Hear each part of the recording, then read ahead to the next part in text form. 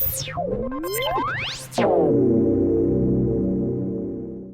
then, hello, good evening and welcome. My name is Paul, I'm also called Knick-Knack. I do the daily teasers, which you'll probably find tucked in behind this eye alongside a hell of a lot of my other content.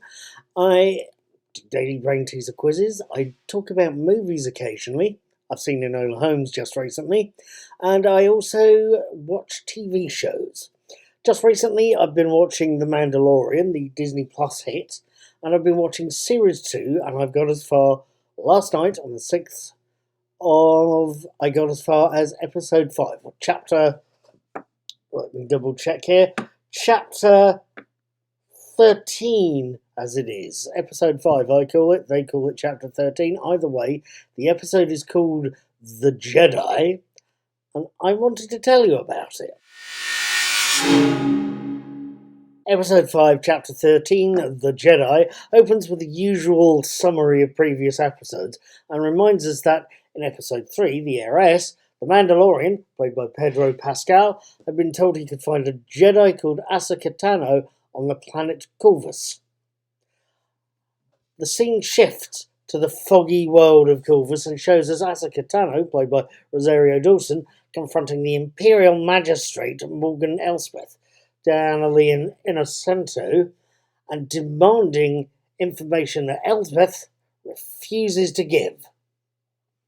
Tano gives Elsbeth a day or else. So when the Mandalorian arrives in the middle of all this, he gets taken by her guards directly to Magistrate Elsbeth, who offers him a very, very valuable reward for bringing the Jedi Ahsoka Tano in dead. Something that the Mandalorian seems to agree to. What, of course, he's not telling Elsbeth is, of course, he wants to find the Jedi as well. And not for the reason Elsbeth thinks.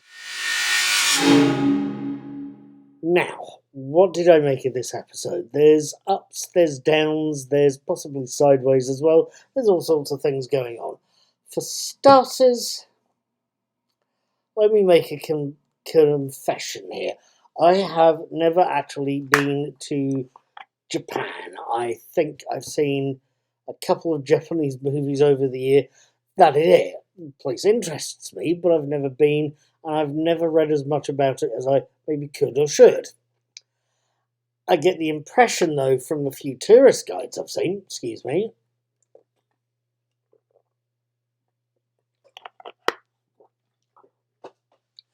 I get the impression from the few tourist guides I've seen, a few documentaries, the couple of movies, and the photos I've seen, that the production crew had maybe been influenced by bits of Japanese architecture and design in Caladan, this episode's setting, the town the episode is filmed in and around. The gates vaguely look like the ones you see outside Shinto temples, for example. The alarm bell they use looks like a Buddhist monk's one, for example.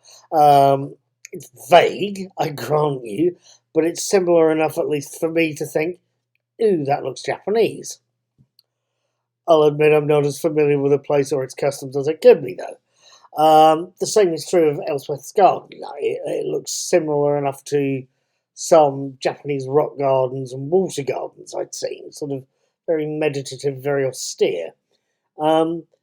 I've got very dim memories of seeing Seven Samurai quite some time ago, and I've always at least one or two Japanese animated films. I know I've seen Blown Away, for example. I'm pretty sure there's one or two others as well, but what they were, beyond leaving me with a mental image of motorbike gangs, is something that escapes me, unfortunately. That's my loss. But the design seemed familiar, and the climatic fight between Elsbeth and Tano at the end there, with lots of meaningful looks and then sudden bursts of action, seemed very, very Japanese. And I don't know if that's just me getting the wrong impression, or Me maybe having seen too much Battle of the Planets when I was a kid, which was a heavily bowdlerized take of the original cartoon, I should add. I know nothing of Japan. To me, it looks Japanese. I could easily be wrong.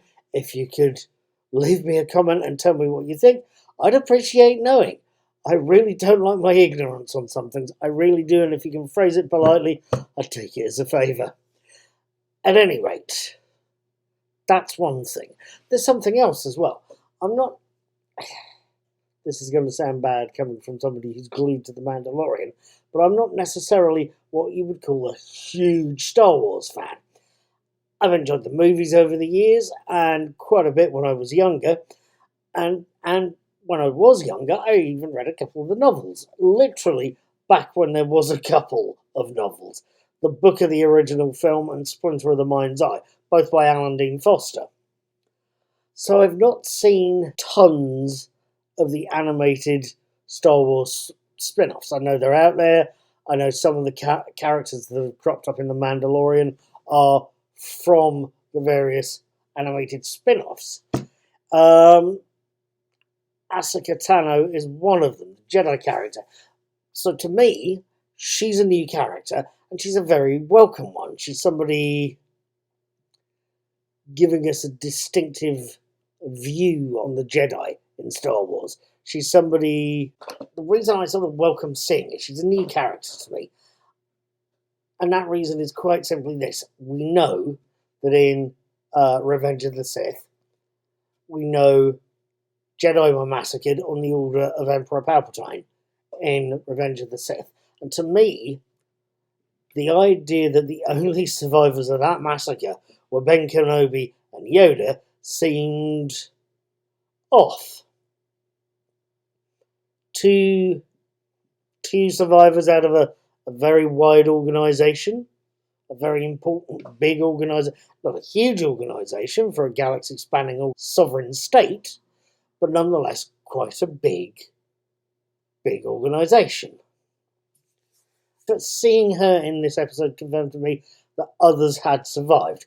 Indeed, we know that, because she also tells us that Grogu, the child, that's his name, Grogu, was another one of the survivors. He'd been a youngling that didn't get killed during a massacre. So for me, that was, again, that's bits and bobs, that's interesting bits of world building. Again, to me, it's new. Excuse me if you've seen the Clone Wars and what Ahsoka Tano's been doing on that. I've not seen it, so to me she's new, and it's good to see, for me, to see a new character, a new take on an old bit of mythos. Moving on, the actual episode itself is great. It's a nice, tense, very moody piece. About my only complaint, though, is the colour scheme.